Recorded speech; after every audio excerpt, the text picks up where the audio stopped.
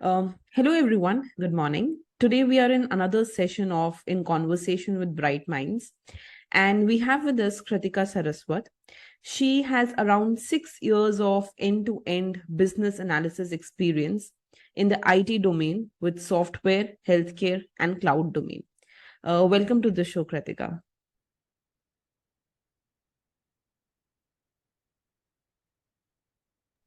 Sorry, yeah. Thank you so much, Arzu, for this warm welcome. And I'm super pleased to be here and sharing my thoughts, opinions, whatever I could be of the best help. Thank you. Great. Thank you so much. So Kratika, to begin with, I would want to, kind of understand how was your college life? Where did you do your graduation from? And, anything interesting about your college? So sure. I'm basically from Agra. I mean, born and brought up in Agra itself. But for my graduation, I moved to Ghaziabad.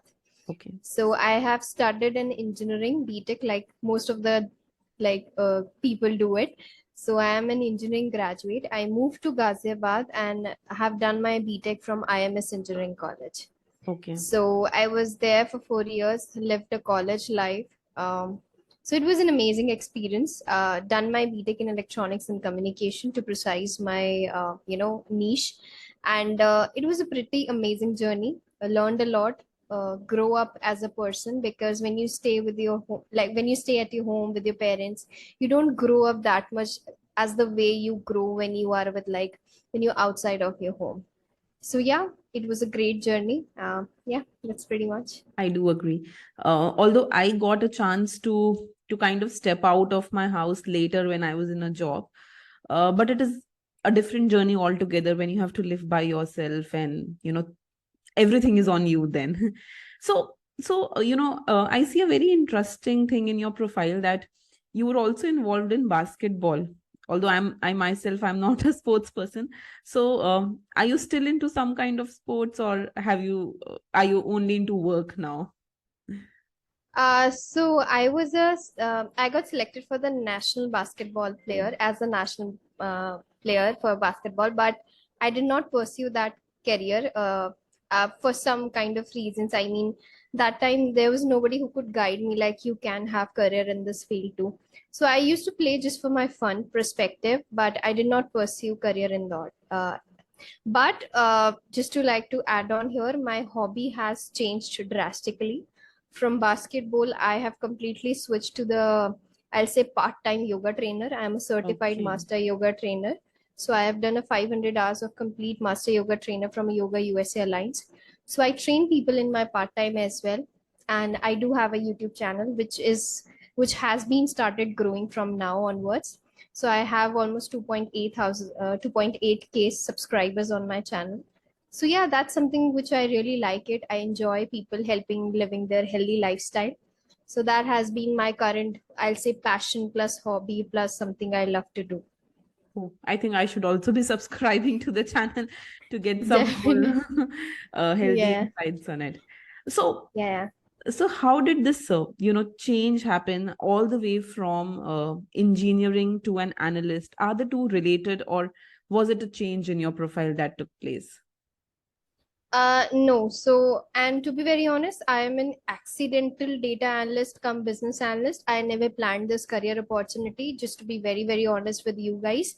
Um, so I did not even get a placement on my in my college. So I went out for some off campus opportunities. So I got this role at Global Logic as a data analyst. I was like, उस time पे it was like I did not have anything in my hand, so I give it a thought to start my career at least, and then later on I can decide which profile I would love to go into. But the moment I start with this role, it was a booming role, plus it was very interesting role for me. So I started my journey with this role and have been growing since then gradually moved to senior analyst, then business analyst, then currently working as a senior business analyst, and have some aspirations to move towards some product owner roles in future. Okay, great. So, can you describe what exactly do you do on a daily basis as a data analyst? Any business tools that you use, and how is that different from being a data scientist? Oh, okay. So data scientist people, I'll say, I don't want to compare anything, but data science people are more towards the machine learning, logical Right. thinking, logical aspects of the thing. They use a lot of tool for cleaning data and put some knowledge behind the kind of dashboard you are having at front. So a lot of things goes into that, and data science is more into doing some, I'll say, statistical thinking as well, logical regressions. You put a lot of thinking behind any project you build on. When it comes to data analyst, it's more keen towards the data cleaning, how the data talk to your stakeholder, your business leaders, or your higher upper management. So you clean the data in a way it is self-readable for the upper team, because for the upper management, because they just want the numbers to be reflected. For example, like I will be asking you, Arzu, just give me the data, or I'll say, just let me know where my market share is performing highest, so that I can build upon next strategy to increase my market share on the rest of the parts. So that kind of analysis comes into the data analysis, so that I'll give you the reasons why your this data or why your market share in this specific region is performing so well, and you can look after the other parts of your region so that you can increase your business or something like that way. Got it. So, Yeah. how would you, I mean, for example, I myself, when I did my internship, I was an analyst at Paytm. And the project that I was given there was to see how market share of Paytm can increase in the rural areas. So, Uh-huh. when you're given any new project, what are your initial thoughts and initial steps? How do you look at the data? Because sometimes data can be too overwhelming, too big, right? Yeah.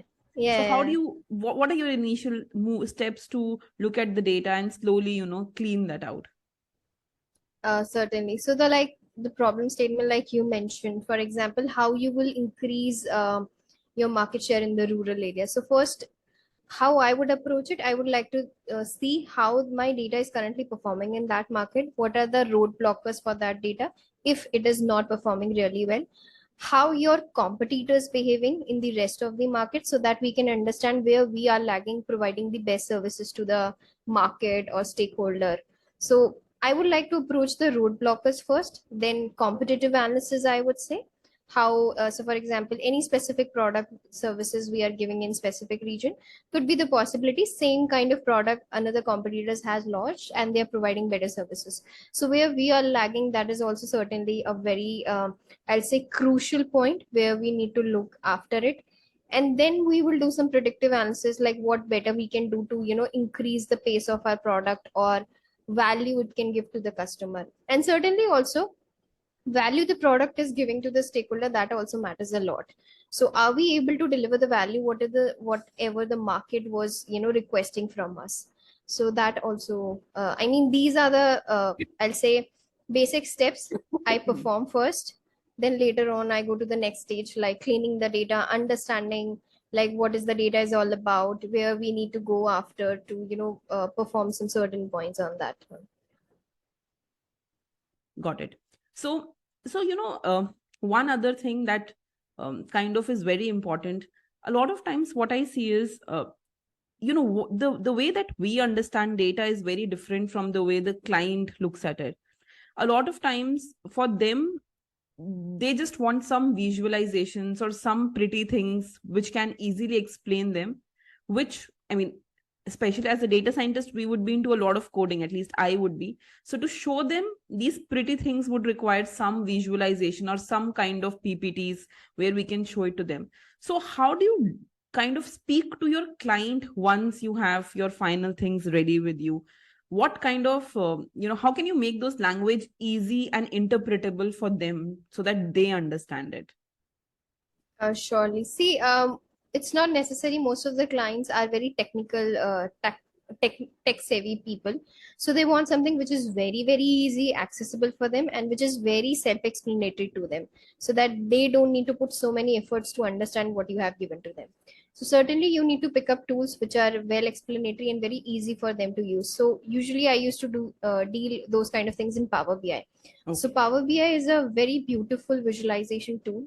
You can put in your data, get some better I'll say charts or explanation of certain things, or I'll say explanation of the data, which is very, very self-explanatory. So in Power BI, I used to put a lot of charts, graphical representation of my data, other things of my data, like how the market share in this. So like for that, I used to use bar graphs, pie charts for, sharing the region alignment and all that things. So Power BI kind of such a tool which I used to use most of the times, and my client was very happy while I was using that tool.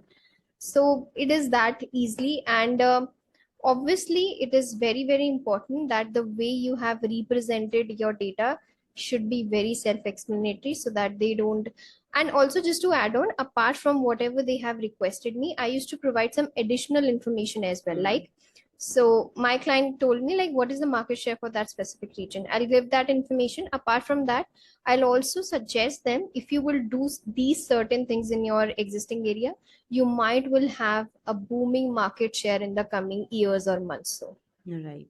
So yeah, providing some additional suggestions always help the client. Got it. definitely. Yes.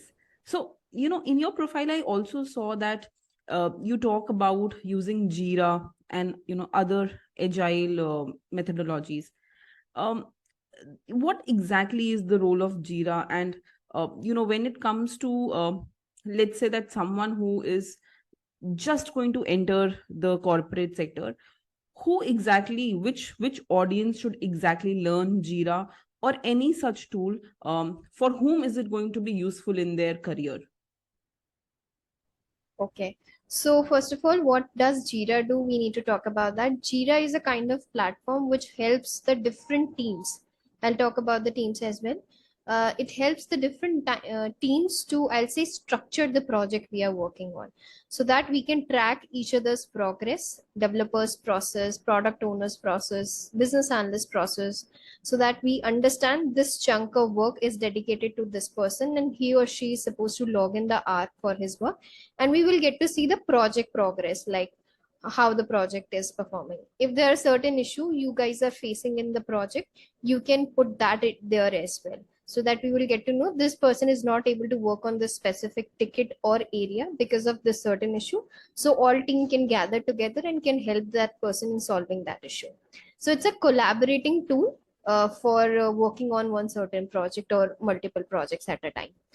The people who are interested in scrum master role, product owner role, business analyst role, or I'll say product managers, having a basic understanding of Jira will certainly help them in grooming their career, because what I have seen the trend is 80-85% of the organization are using this tool Right. for keeping a track of agile way of doing the project.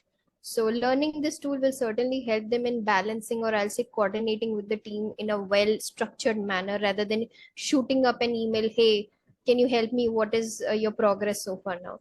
So you just don't need to talk to that person. Go to the Jira board, saw what that person have done. That person must have logged in his hours, his status update, his like what kind of activity he or she is doing on that project.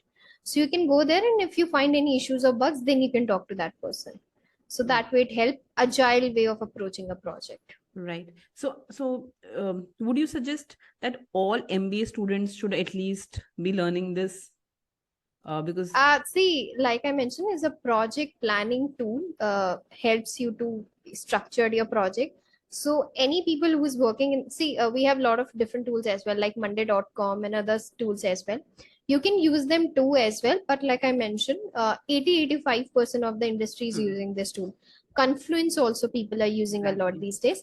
Yeah, but Jira, I see a lot, most of the organization use this as a standard, this tool. So learning this will certainly help them, or will give an additional point to their resume. agreed.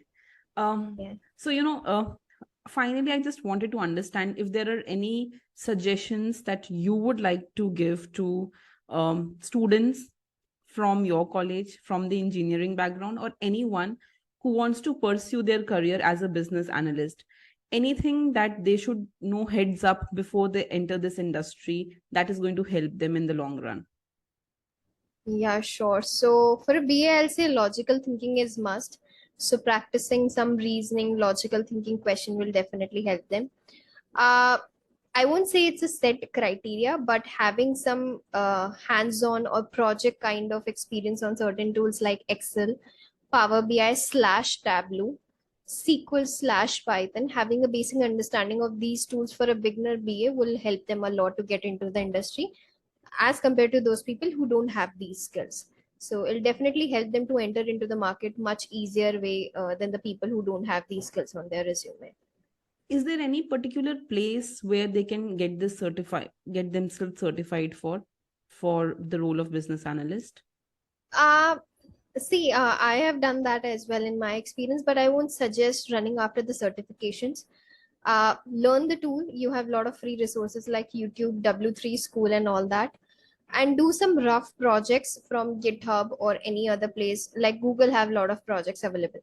Do those projects, and once you are, very comfortable with the tool, then you should go for the certification so that you can justify like why did I do this certification. And I was very keen interested in this certification because I did some project on my in my internship, or I'll say in my cooling period of time in my summer internships and all that. That made me so much interested in going further with this role. So just to complement my skills, I wanted to go after the certification. Just running after the certification, personally, that's my call. I won't say it's wrong. I mean, much follow that one. So once you're very rich in experience, adding a certification will certainly give you a lot of plus points because there you are putting extra efforts apart from your existing job. But at the beginning, I'll say self-learning, learning tools from the scratch, basic understanding, and I'll say good hands-on on the basic stuff will get you the job, not the certification. Great. Thank you so much for your time, Kratika. I think so it was a No great problem. session, and people will definitely find this very insightful. Thank you. Thank you Thank you so for much, your time. Azu, for, yeah, thank you. Thank you. Bye.